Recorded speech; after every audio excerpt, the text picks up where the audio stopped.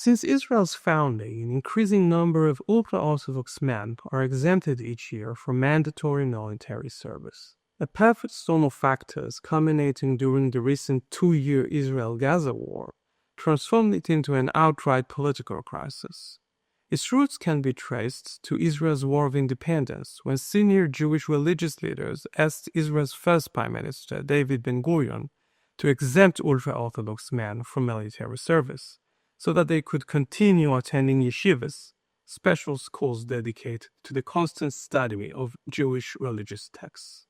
Ben-Gurion approved the exemption of some 400 ultra-Orthodox men, but recognized that at some point that number would grow, and that the widespread exemption would have to stop. Decades later, the issue remains unresolved.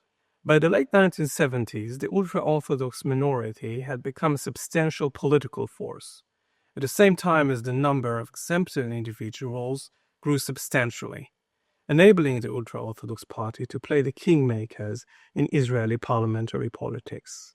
In 1998, when the number of exempted individuals had reached almost 30,000 men, Israel's Supreme Court finally intervened. It instructed the Knesset, Israel's parliament, to find a permanent legal solution for the exemption policy, which would balance the needs of the ultra-Orthodox population on the one hand and the need for societal equality on the other. The Knesset approved such law, but its provisions were still largely aligned with the practice of exemption and the status quo.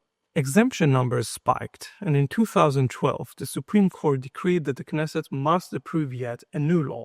The Supreme Court granted extension after extension, and even now, Israel still has no effective exemption law, which means that the general conscription law also applies to the ultra-Orthodox population. But the government relies on ultra-Orthodox support, and cannot realistically exempt ultra-Orthodox men in full force. Given the burden the rest of Israel's population carried during the war and will carry in future security challenges, the issue is likely to be among the most decisive ones for the Israeli public in the upcoming 2026 elections. A successful resolution of Israel's conscription conundrum is vital for social cohesion and national security, and should include gradual and steady integration of the ultra-Orthodox population into the society, the economy, and military or national service. To achieve that, new political realignment inside Israel must prioritize long-term solutions for the country's complex relations between religion and state.